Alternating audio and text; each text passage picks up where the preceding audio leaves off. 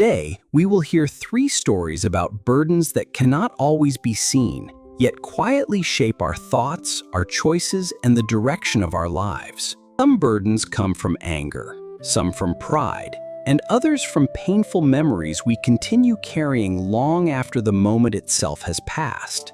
These stories reveal a simple truth. We may not control what enters our lives, but we can choose what we continue holding inside. One morning, 2 monks were traveling together when they reached a river swollen by heavy rain and moving with a strong current. Near the riverbank stood a frightened woman who needed to cross, but the rushing water was too deep and dangerous for her to enter alone. The older monk quietly offered his help, lifted the woman onto his back, and carried her safely through the difficult current. When they reached the opposite bank, he gently set her down, wished her well, and continued walking without another thought about what had happened. The younger monk, however, became deeply troubled because their rules discouraged physical contact, and he believed the older monk had acted improperly. For several hours, the younger monk walked in silence, replaying the moment repeatedly and allowing his irritation to grow heavier with every step. At last, unable to contain himself, he asked why the older monk had carried the woman despite knowing the discipline they were expected to follow. The older monk looked at him calmly and replied that he had placed the woman down beside the river many hours earlier. Then he asked the younger monk why he was still carrying her inside his mind when the journey had already moved far beyond the river. The younger monk suddenly understood that the woman had not been the true burden.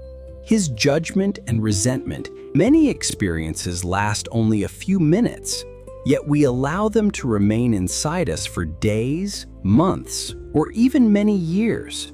We repeat conversations, imagine different endings, and punish ourselves with events that no longer exist anywhere except within our own thoughts. The first lesson is this: letting go does not mean approving what happened.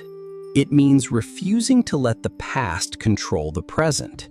Forgiveness does not always restore a relationship, but it can release the heart from carrying anger into places where the injury no longer belongs.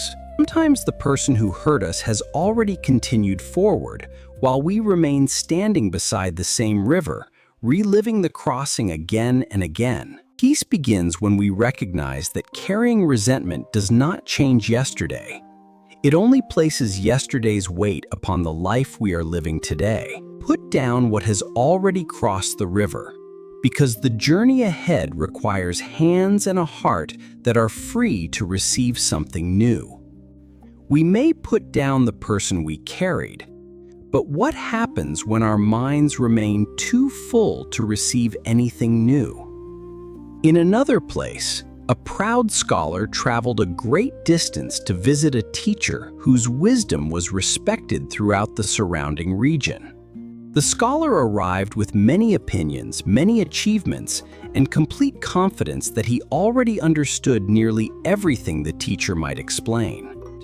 The truth, master, is not just in tradition. See here? This proves the ancient texts misinterpreted the celestial cycle. The teacher listened patiently, then placed a cup before the scholar and began pouring warm tea into it. The cup slowly filled, but the teacher continued pouring until the tea reached the rim and spilled across the table. Startled, the scholar quickly protested that the cup was already full and could not hold another drop without overflowing. The teacher calmly replied that the scholar's mind was exactly like that cup, crowded with certainty, pride, and conclusions already formed. He explained that no new wisdom could enter until the scholar first created space by releasing the belief that he already knew everything. The scholar looked at the overflowing tea and realized that his greatest obstacle had never been a lack of intelligence. His true obstacle was the pride that transformed learning into a competition and prevented unfamiliar ideas from being considered honestly. A full mind often appears knowledgeable, yet it may be unable to listen, question itself, or recognize truth. The second lesson is this: wisdom does not begin when we gather more answers. It begins when we make room for better questions. An open mind does not accept every idea without judgment. It simply gives new understanding a fair opportunity before deciding whether it should remain. Pride guards old conclusions because uncertainty feels uncomfortable, but growth begins when we become willing to admit that our current understanding may be incomplete. Emptying the cup means releasing the need to appear correct, so that learning can become more important than protecting our own image. Do not guard an overflowing cup, because the knowledge we defend most fiercely may be the very thing preventing deeper wisdom from entering. And even after emptying the mind, why do we continue carrying the memories that cause us pain? There once was a man who believed he could never forget the injuries, betrayals, and disappointments he had experienced throughout his life. For every painful memory, he placed a stone inside a large cloth bag and carried the bag wherever he traveled. Some stones represented harsh words, others represented broken promises, and the heaviest stones represented people he believed had. At first, the bag seemed manageable, but as the years passed, more stones were added, and every journey became increasingly exhausting. His shoulders ached, his steps became slower, and he often complained that the people who hurt him had made his life unbearably heavy. One day, an old traveler asked why he continued carrying the bag when none of the people represented by the stones were forcing him to do so. The man replied that every stone reminded him of something important, and that putting them down would mean forgetting what others had done. The traveler explained that remembering a lesson did not require preserving the pain, just as recognizing fire did not require keeping a burning coal. Open the bag, hold each stone, remember its lesson, and then decide whether the weight still deserves a place in your journey. There are so many. Slowly, the man removed one stone after another and discovered that most had remained only because he had never questioned why he still carried them. When the bag became empty, the past had not disappeared, but his body and heart were finally free to continue forward without unnecessary weight. The third lesson is this: we often blame the past for our suffering, while overlooking the daily choice that keeps its weight alive. Letting go does not erase memory. It separates wisdom from suffering, allowing the lesson to remain while the burden is finally placed down. Some wounds need patience, honesty, and compassion, but healing begins when we choose to release the pain. Pain may explain how the stones entered the bag, yet only our present choices determine how long they continue traveling with us.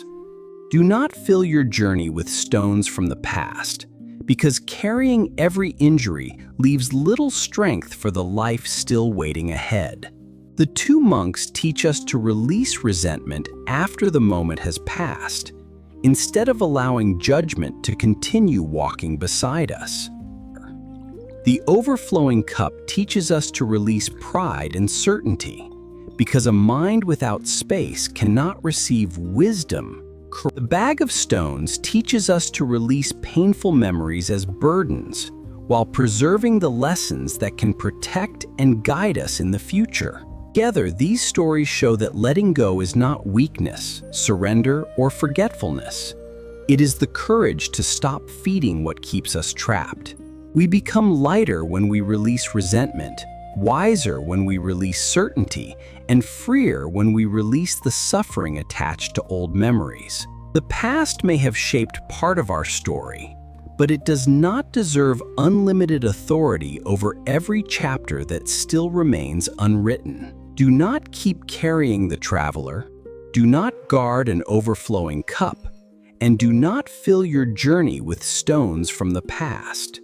Today, identify one resentment you have repeatedly carried, name the lesson it taught you, and decide what part of the anger you can release.